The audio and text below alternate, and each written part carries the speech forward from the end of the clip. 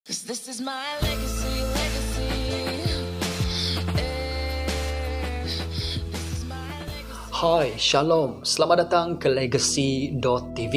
Mari saya bacakan daripada Injil Markus bab yang ke-6 daripada ayat pertama hingga ayat ke-6 dan saya akan bacakan daripada AVB Alkitab versi Borneo.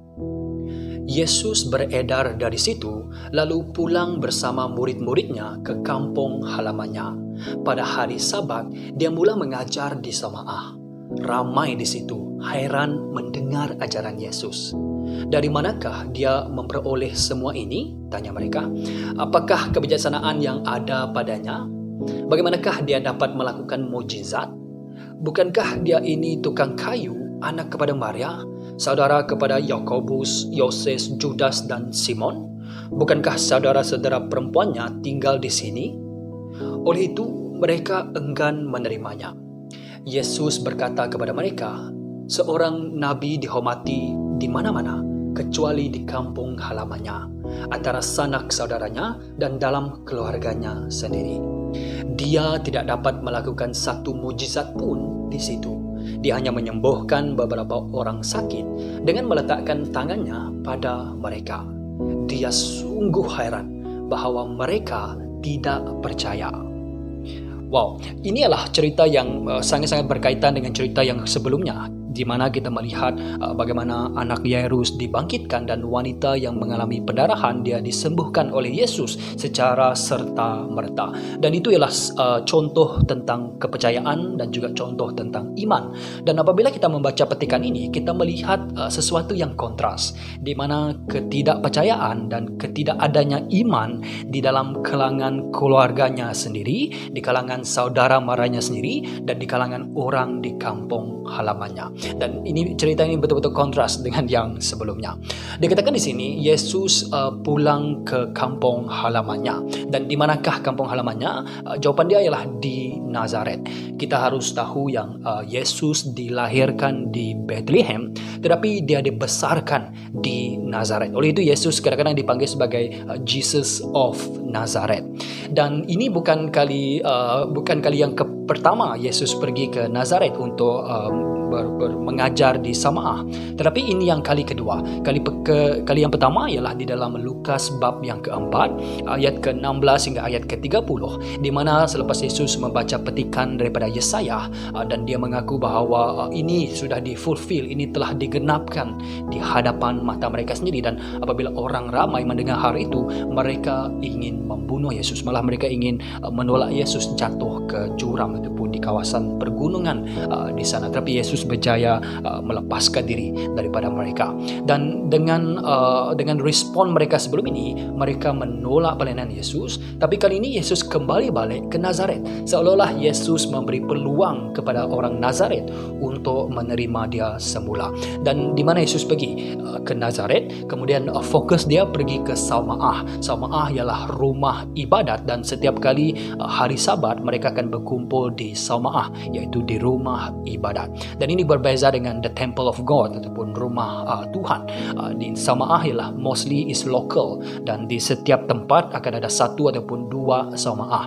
Dan Yesus pergi ke sana, dan disebabkan Yesus menjadi makin lama makin terkenal, popular, dan dia seorang yang dilihat sebagai seorang yang boleh mengajar dan juga boleh berkhutbah, malah boleh melakukan banyak mukjizat. Biasanya guru ataupun rabai yang dikenali pada masa itu akan dijemput untuk mengajar di Samaah. Jadi apabila Yesus kalau dibandingkan dengan sebelumnya, sekarang Yesus sudah menjadi terkenal, popular dan sebagainya, dan Yesus kembali ke Nazaret dan dia disuruh untuk membaca firman dan juga mengajar orang di sana. Walaupun kita tahu yang Yesus bukan guru secara formal ke sana, tapi orang panggil dia sebagai guru ataupun rabai. Dan di sini kita melihat respon orang Nazaret selepas mereka mendengar khutbah ataupun mendengar ajaran daripada Yesus. Semua mereka kagum ataupun hairan. Dalam bahasa Inggeris dibagi sebagai amazed ataupun their mind was blown pada masa itu. Dan kekaguman dan kehairanan mereka ini lebih negatif, lebih stun dan sebagainya, dan mereka curious dan mereka mempersoalkan apa yang mereka dengar tentang Yesus. Ada dua sudut pandangan. Yang pertama, mereka melihat apa yang Yesus lakukan.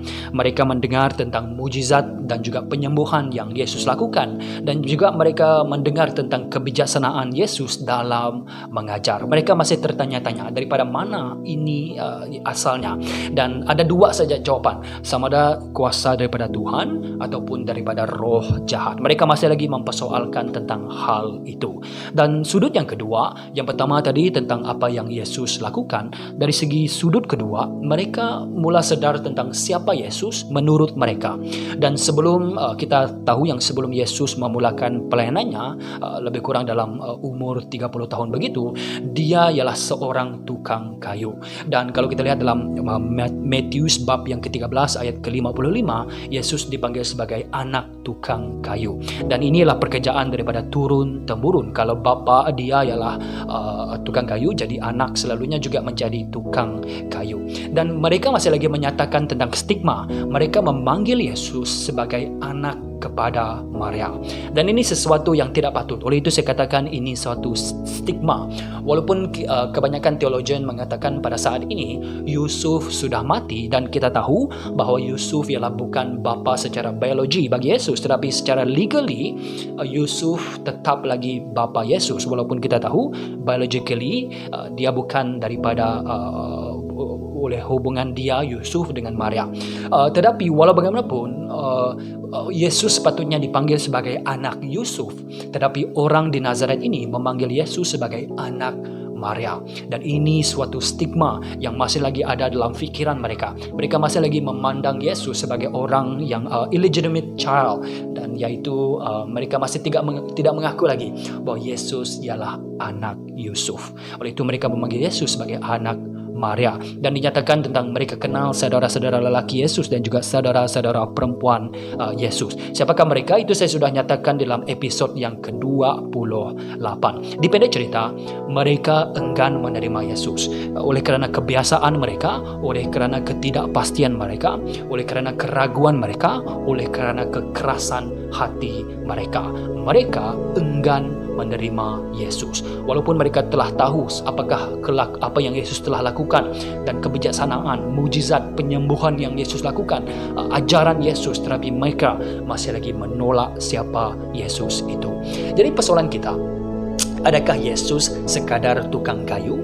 Dan jawapan dia ialah Yesus memang tukang kayu dan dia ialah anak tukang kayu, tetapi Yesus bukan sekadar tukang kayu.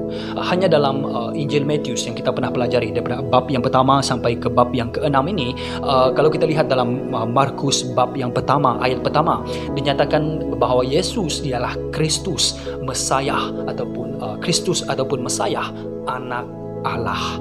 Dan apabila Yesus dibaptiskan dengan Yohanes Pembaptis di Sungai Jordan, suara daripada langit Bapa menyatakan begini, engkaulah anakku, dalam bab yang pertama ayat ke-11. Begitu juga kita melihat apabila roh jahat berhadapan dengan Yesus dalam bab yang pertama ayat ke-24, roh jahat menyatakan ini tentang Yesus, engkau yang suci daripada Allah. Begitu juga kalau kita lihat dalam bab yang kelima ayat ke-7, roh jahat menyatakan ini tentang Yesus, anak Allah yang maha tinggi.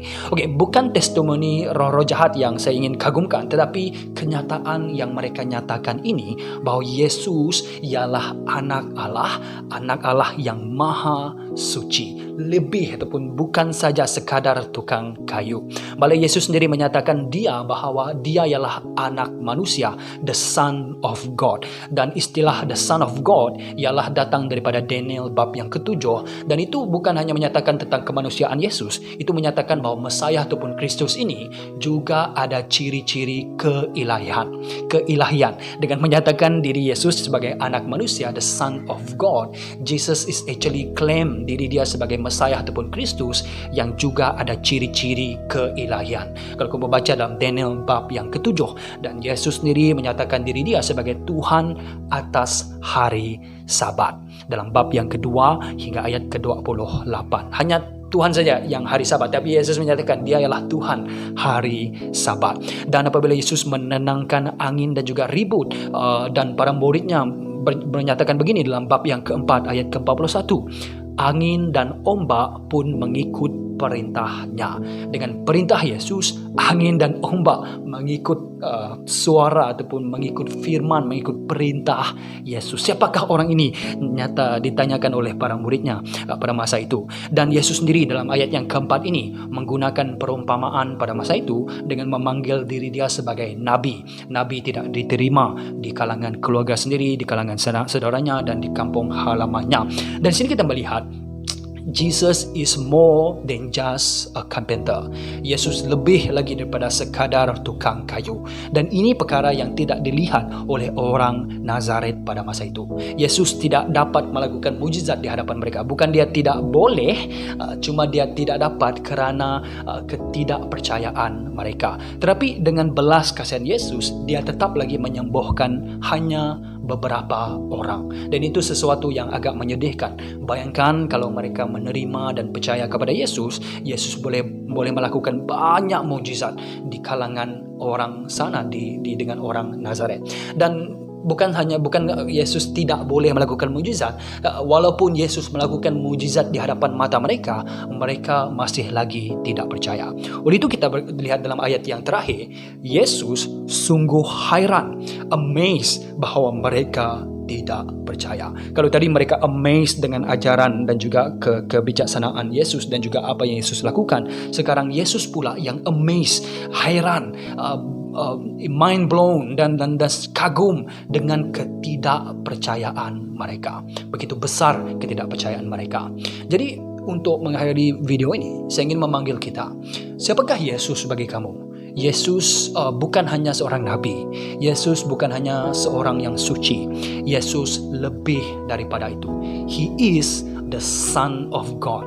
He is the Messiah seperti yang dinyatakan dalam perjanjian lama. Yesus ialah hakim dan dia ialah ilahi. Dan ini kita melihat. Dan saya ingin bertanya kepada kita, adakah Yesus sekadar tukang kayu bagi kamu? Bagi saya, tidak.